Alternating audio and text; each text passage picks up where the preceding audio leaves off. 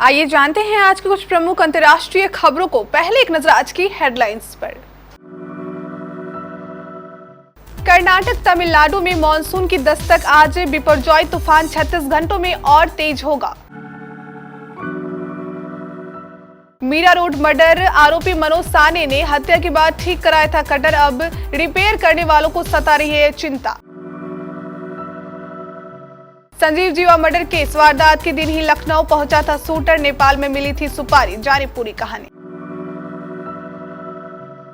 मणिपुर में सुरक्षा कर्मियों के वेश में आए उग्रवादी तलाशी अभियान के बहाने 3 लोगों को गोलियों से भूना। भाजपा शिवसेना गठबंधन में आई दरार, सीएम एकनाथ शिंदे के बेटे ने की इस्तीफे की पेशकश। पटना रांची वंदे भारत एक्सप्रेस का 11 जून को होगा ट्रायल रन, इस स्टेशन पर रुकेगी ट्रेन। भारत की अग्नि प्राइम मिसाइल के मुकाबले चीन का DF-21D कितना खतरनाक। पाकिस्तान में पेश हुआ 4.15 लाख करोड़ का बजट, बदहाली के बावजूद सेना पर 51,000 करोड़ का खर्च। गदर 2 का टीजर रिलीज, सनी देओल के लिए कहा गया इस बार वो दहेज में लाहौर ले जाएगा।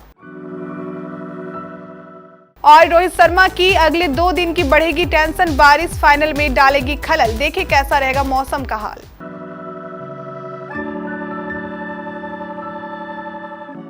मॉनसून केरल से आगे बढ़ते हुए शनिवार को तमिलनाडु और कर्नाटक के कुछ हिस्सों में पहुंच सकता है।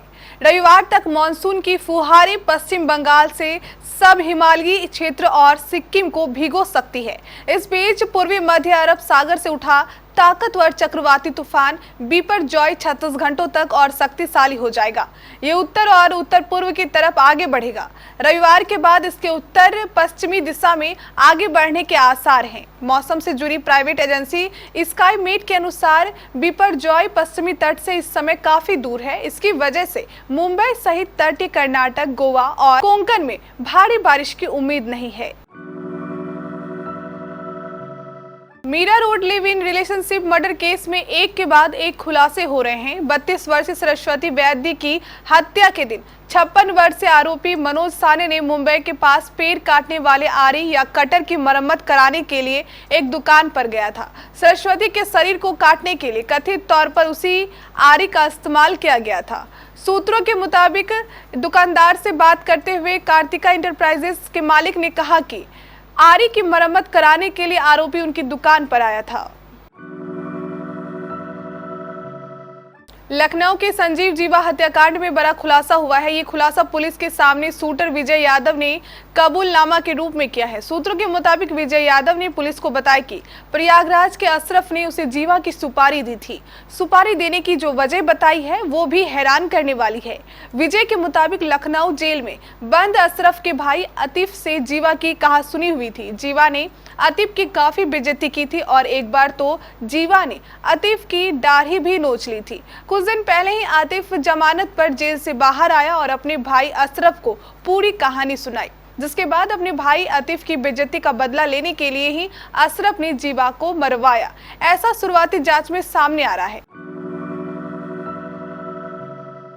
जातीय हिंसा प्रभावित मणिपुर के इम्फाल वेस्ट जिले के एक गांव से शुक्रवार को एक और वारदात सामने आई है, जहां सुरक्षा कर्मियों के वेश में आए उग्रवादियों ने कुछ लोगों को तलाशी अभियान के बहाने घर से बाहर बुलाया और उन पर गोली चला दी, जिससे 3 लोगों की मौत हो गई और 2 अन्य घायल हो गए। अधिकारियों ने बताया कि कांगपोकी और इम्फाल वेस्ट जिलों की सीमा पर स्थित खोकेन गांव में ये घटना घटी। उग्रवादी मेयती समुदाय के माने जा रहे हैं। उन्होंने कहा कि गांव की नियमित गश्त पर निकले सुरक्षा बल गोली चलने की आवाज सुनकर वहां पहुंचे, लेकिन तब तक उग्रवादी इलाके से भाग गए।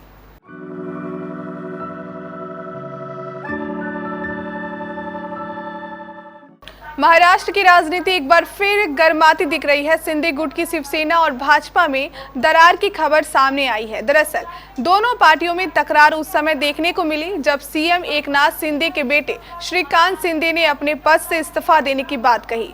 कुछ दिनों पहले डोंबिवली में एक महिला से छेड़छाड़ के मामले में भाजपा के पूर्व मंडल अध्यक्ष व पदाधिकारी नंदू जोशी पर एफआईआर दर्ज की गई थी। भाजपा कार्यकर्ताओं ने इसे शिवसेना की चाल बताया और मानपाड़ा पुलिस स्टेशन में एफआईआर के पीछे शिंदे गुट का हाथ बताया। पटना से रांची के बीच बहुप्रतीक्षित वंदे भारत एक्सप्रेस का ट्रायल रन 11 जून को लिया जाएगा।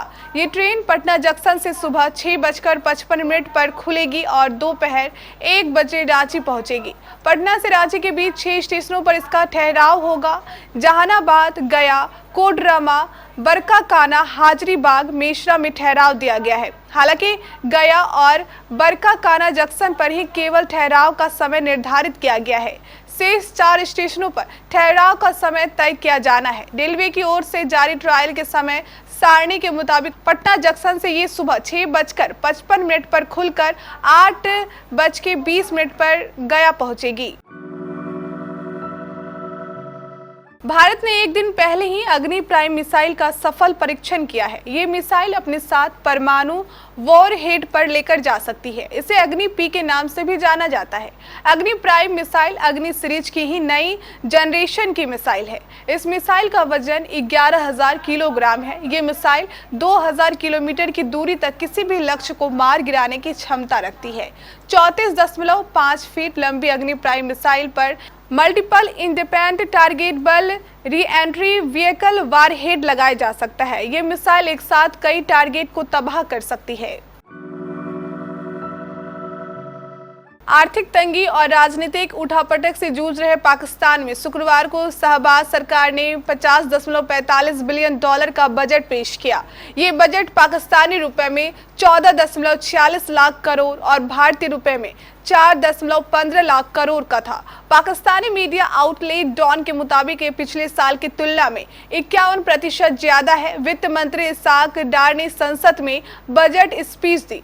बजट में 51,000 करोड़ रुपए सेना को दिए गए हैं। बजट में पाकिस्तान का ग्रोथ टारगेट 3.5% रखा गया है, जो भारत के ग्रोथ टारगेट 6.5% से आधा है। सनी देओल की फिल्म गदर दोबारा थिएटर में रिलीज हुई है। बीच में खबर आई थी कि इसमें कुछ नए सीन भी जोड़े जाएंगे, पर फिल्म में ऐसा कुछ दिखा नहीं।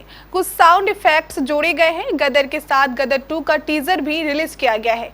चूंकि हमने गदर थिएटर में जाकर देखी, इसलिए टीजर भी देखने को मिला। पहले ये टीजर सलमान खान की फिल्म किसी का भाई किसी की जान के साथ अटैच किया जाना था। गदर 2 की कहानी में 23 साल का लीप है। ये 1971 में सेट है। टीजर में सनी देओल के लिए कहा जाता है इस बार वो दहेज में लाहौर ले जाएगा। माने इस बार भी सनी देओल लाहौर जाएंगे। पहली फिल्म में तारा सिंह का किरदार अपनी पत्नी के लिए पाकिस्तान जाता है। कहा जा रहा है इस बार वो अपने बेटे जीते को बचाने के लिए पाकिस्तान जाएगा। गदर 2 को गदर द कथा कंटिन्यूज के नाम से बुलाया जा रहा है। World test championship final team India के लिए अभी तक चुनौतियों से भरा रहा है, फिर चाहे बैटिंग की बात करें या बॉलिंग की। 3 दिन का खेल खत्म हो चुका है। ऑस्ट्रेलिया ने मैच में पकड़ बना रखी है, लेकिन चौथे दिन भारत के सामने एक और चुनौती देखने को मिल सकती है। हालांकि टीम इंडिया अभी गेम में बनी हुई है, लेकिन चौथे दिन बारिश रोहित ब्रिगेड की उम्मीदों पर पानी फेर सकती है। अगले 2 दिन फाइनल पर बारिश का साया देखने को मिल सकता है।